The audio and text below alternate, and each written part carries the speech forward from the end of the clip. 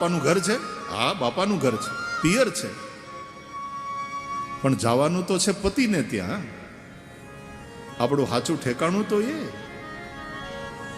અહીંયાથી તો નીકળવાનું એકના એક દિવસે, પણ ઓલો પતિનું જે ઘર એમાં તો યદ ગત્વા ન નિવર્તન્તે તદ્ધામ પરમમ મમ.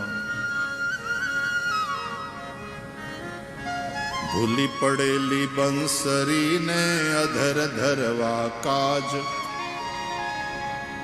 મોર મુકુટ ધરી આવશે એ મારી છોડાવવા લોક લાજ.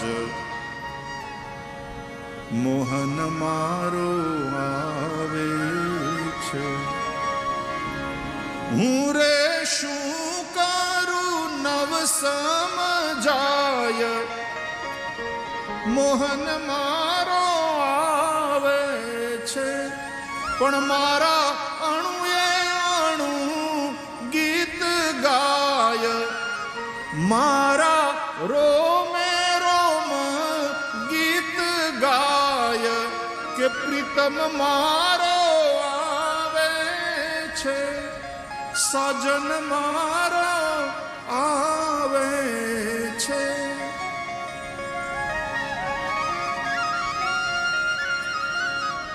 અમે પરણશું, એ મારો હાથ પકડીને મને લઈ જશે અને પછી એના ધામમાં અંતઃપુરમાં અમારું મિલન થશે. હૃદયનાથ પધારશે મુજ મલિન મંદિર દ્વાર. એ આવે છે એમાં મારી યોગ્યતા કારણભૂત નથી, એની ઉદારતા એની કૃપા કારણભૂત છે.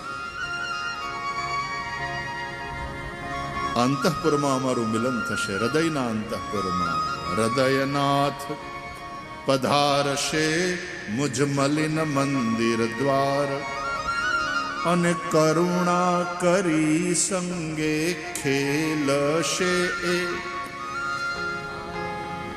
અને મારો ધન્ય થશે અવતાર. મોહન મારો આવે છે, એની સ્વારીના પડઘા સંભળાય. મોહન મારો આવે છે, એ જુઓ મંગલ ઘંટ સંભળાય. મોહન મારો આવે છે, પ્રીતમ મારો આવે છે.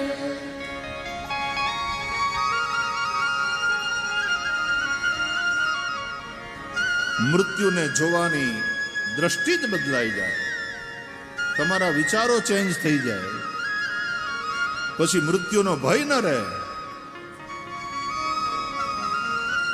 એક ઉત્સુકતા, મિલનની આકાंक्षा. इसलिए मरने से सब जग डरा, मेरे मन आनंद कब मरी हों कब भेटी हों पूरन परमानंद. એટલે પરીક્ષિત રાજાને જ્યારે આ સંભળાવ્યું ને કે તમારે હાથમે દાડે તક્ષકના દંશથી મરવાનું, રાજી રાજી થઈ ગયા પરીક્ષિત. ઋષિપુત્રે મને શાપ નથી આપ્યો, વરદાન આપ્યું. એ આવતીકાલે હું થવાનું એની કોઈને ખબર હોતી નથી. જ્યારે હું 7 દિવસ છું એ તો છાતી ઠોકીને કહી શકું એમ છું ને. હવે આ ઋષિપુત્રના આશીર્વાદ. 7 दिन बहुत होते हैं. રાજા પરીક્ષિતે ચક્રવર્તીની સત્તાનો ત્યાગ કર્યો. દીકરા જન્મે જઈને રાજગાદી સોંપી દીધી. આ સત્તા, આ સંપત્તિ કે મારા સંતાન કોઈ મૃત્યુથી નહીં બચાવી શકે. હું ગંગાના કિનારે જઈશ, સંત સમાગમ કરીશ, કોઈ સદગુરુ મળશે, મારું મરણ સુધરશે.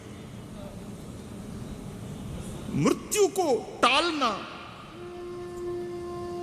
मृत्यु से बचना संभव नहीं, मृत्यु को मंगल करना हमारे हाथ में।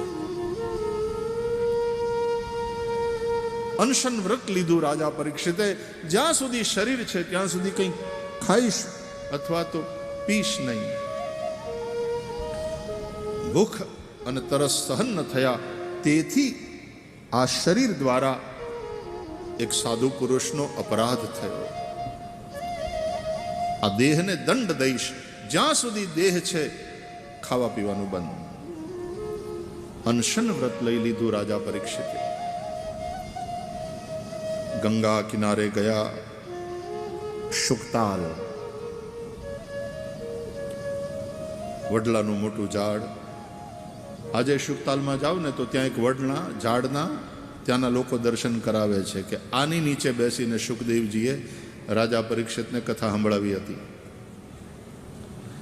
સ્નાન કરી અને રાજા પરીક્ષિત બેઠા. આજુબાજુના આશ્રમોમાંથી ઋષિમુનિઓ આવ્યા. આવેલા સૌ ઋષિઓને પ્રણામ કરી એમનું સ્વાગત કરી રાજા પરીક્ષિતે 2 પ્રશ્ન કર્યા. હે ઋષિઓ, હે ગુરુજનો, હે સંતો, તમે મને સમજાવો, જેનું મૃત્યુ નજીક હોય એ માણસે શું કરવું જોઈએ? મરણાસન્ન પ્રાણીનું કર્તવ્ય શું છે? અને બીજું, જીવનમાં પ્રત્યેક મનુષ્યનું સામાન્ય કર્તવ્ય શું છે? ટૂંકામાં કેવી રીતે જીવવું જોઈએ અને કેવી રીતે મરવું જોઈએ?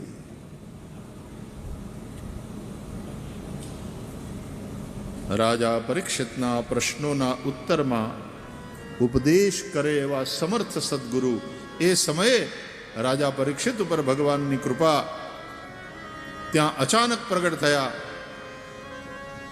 તત્રાભવત ભગવાન વ્યાસપુત્રો યદૃચ્છયા ગામ અટમાનો નપેક્ષઃ અલક્ષ્યલિંગો નિજલાભતુષ્ટો વૃતશ્ચ બાલૈરવધૂતવેષઃ તમ દ્વષ્ટવર્ષં સુકુમારપાદ. ત્યાં અચાનક ભગવાન સુખદેવજીનું પ્રાગટ્ય થયું. બોલીએ શ્રી સુખદેવજી મહારાજ કી, સદગુરુ ભગવાન કી. પ્રાગટ્ય તો ભગવાનનું થાય, તે સુખદેવ કોણ છે? ભગવાન છે. તત્રાભવત ભગવાન વ્યાસપુત્રો, વ્યાસપુત્ર શુક તત્ર અભવત. પ્રગટ થયા. સદગુરુ પણ જ્યારે આપણી મુમુક્ષા પ્રગટ થાય ને, મુમુક્ષા મજબૂત થાય, ત્યારે સદગુરુ આપણા જીવનમાં ક્યાંકથી ને ક્યાંકથી પ્રગટ થતા હોય છે. સદગુરુ મળતા હોય છે. કોઈને ગુરુ કરવા જવાના નથી હોતા. આવા સમર્થ સદગુરુ મળે ત્યારે શિષ્ય ભાવથી આપણે એને સમર્પિત થવાનું હોય છે. સુખદેવજીના ચરણમાં પડ્યા રાજા પરીક્ષિત. અને આવા સમર્થ સદગુરુ મળે પછી ભગવાનના દર્શન કરવામાં વાર ન લાગે. ભાગવતના બીજા સ્કંદથી સુખદેવજીએ યાત્રા શરૂ કરાવી. વરીયાનેશતે પ્રશ્ન કૃતો લોકહિતમ નૃપ આત્મવિદ સંમત પુંસામ. વકારથી એટલે કે અમૃત બીજથી સુખદેવજીના વક્તવ્યનો પ્રારંભ થયો. બીજો સ્કંદ એમાં જ્ઞાન કથા. હવે માત્ર સ્કંદોની યાત્રા એમાં શું શું છે ચર્ચા આટલું સંક્ષેપમાં કહી અને તમને ઠેકાડીને લઈ જાઉં 10મા સ્કંદમાં, કારણ બીજો કોઈ ઉપાય નથી. હવે બળદગાડામાં નહીં જવાય, હવે મોટર કારમાં નહીં જવાય, હવે એરોપ્લેનમાં જ જવું પડે અથવા હેલિકોપ્ટરમાં જવું, ઉડીને જ જવું પડે. નીચેથી આમ જોતા રહેવાનું, એ આ રહ્યું, આ રહ્યું સુરત, આ રહ્યું ભરૂચ, આ રહ્યું વાલિયા, એ આ રહ્યો દ્વિતીય સ્કંદ જ્ઞાન કથા. સુખદેવજી સમજાયું કે જ્ઞાનથી જ મુક્તિ સંભવ છે. અને જ્ઞાન માટે આ ત્રણ વસ્તુની આવશ્યકતા છે.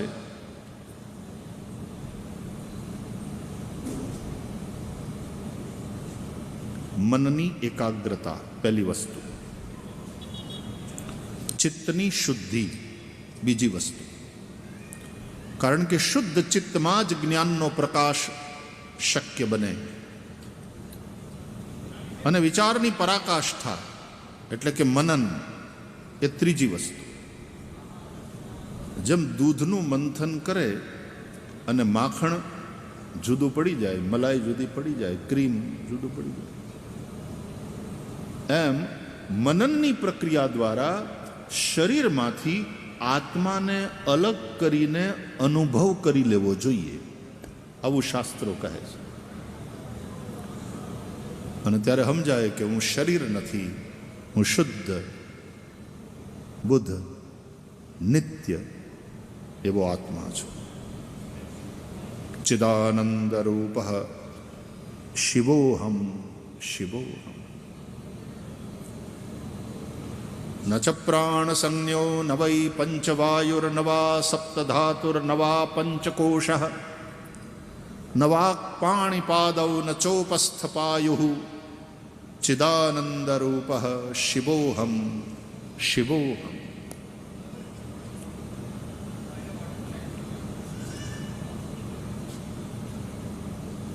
આ જ્ઞાન ये अनुभूति. देखो विवेक और ज्ञान में फर्क है. વિવેક એટલે બે વસ્તુ ભેગી થઈ ગઈ હોય એને જુદી કરવી અને જોવી કે સત્ય શું અસત્ય શું, નિત્ય શું અનિત્ય શું. નિત્યાનિત્ય વસ્તુ વિવેક. અને જ્ઞાન એટલે આ જે બે દેખાય છે એ ભ્રાંતિ છે, એને એક જ તત્વના રૂપમાં જોવું, અનુભવવું, એનું નામ જ્ઞાન. तो दो को एक करके देखना ये ज्ञान है. और जो एक हो गया है, मिक्स हो गया है, उसको अलग अलग करके देखना ये विवेक है. तो सत्संग से क्या होता है? विवेक. बिनु सत्संग विवेक न होई.